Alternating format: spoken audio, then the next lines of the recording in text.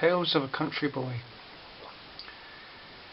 Our old cottage still has a very old fireplace. We call it an ingle nook down here, and though you can't quite see it from this video, there's an old kettle, black kettle in there. There's an old Davy lamp, some big cauldrons, and some hooks that hang down from an iron bar to hang various pots on, stuff to cook with.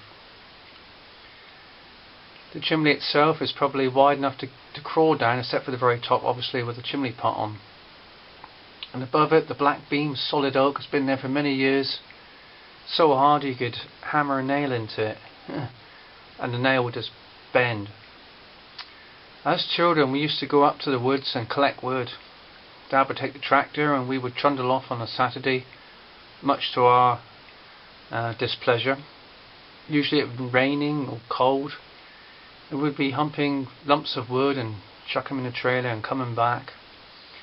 And we used to get 5 pence for each bag of sticks that we chopped up with an axe.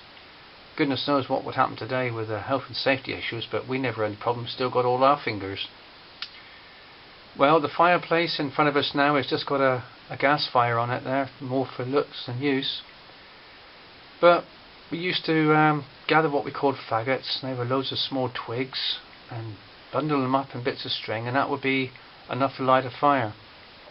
So we put the faggot on and the chopped logs, and eventually the fire would get going.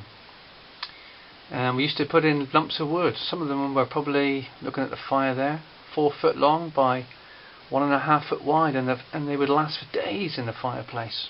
And each night, each morning, they would just get smaller and smaller.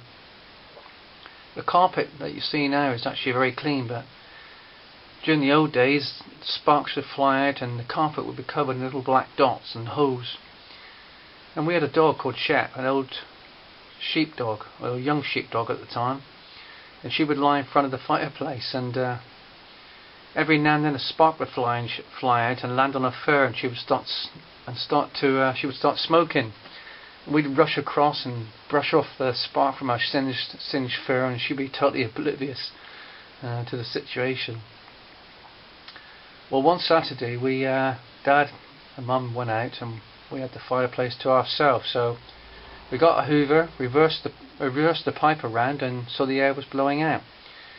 And we got the fire really white hot, absolutely glowing. Me and my brothers, we went up the garden and got some lead, chopped it up with tin snips and bunged it into a baked bean can, shoved it on the fire, and within half an hour we had molten lead, and we would get coins and push them into I don't know what it was now, some metal top or something, and tip the lead on top of it and make moulded coins. We thought it was great fun, but dearie me, the fire was absolutely white hot. And then another occasion, I remember, thought, well, we had to get the fire going ourselves as children, and perhaps Dad was poorly, I can't remember now. But anyway, we got the fire loaded up. My brother said, oh, we shouldn't put that extra faggot on, that extra lighting sticks. He said, that's a bit too much. I said, no, we'll put it on. Of course, we'd put the fire on, put the wood on, and even tip some paraffin on it. We used to tip paraffin on in those days. And the fire was roaring, it was the flames were jumping up 4 foot up the chimney, and we was in a right panic. Or remember now, Dad was upstairs asleep in bed. He come rushing down, he went ballistic. The flames were coming at the top of the chimney on the house, and black soot was dropping down the chimney, burning hot. So Dad was rushing around, had to get a sheet and put it in front of the fire to stop the air drawing up and tip water on it. And the worst thing was fear of Mum coming home and seeing the mess. So we had a right scrub around and hoovered up and cleared everything up, and time Mum got home at 5 o'clock from visiting our sister in the town, everything was back to normal. You never known anything would happen.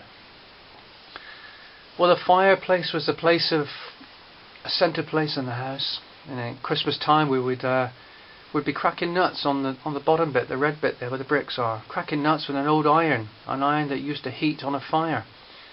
And the floor would be covered in nuts, and there'd be nuts crackling away and chestnuts, and we had many happy days.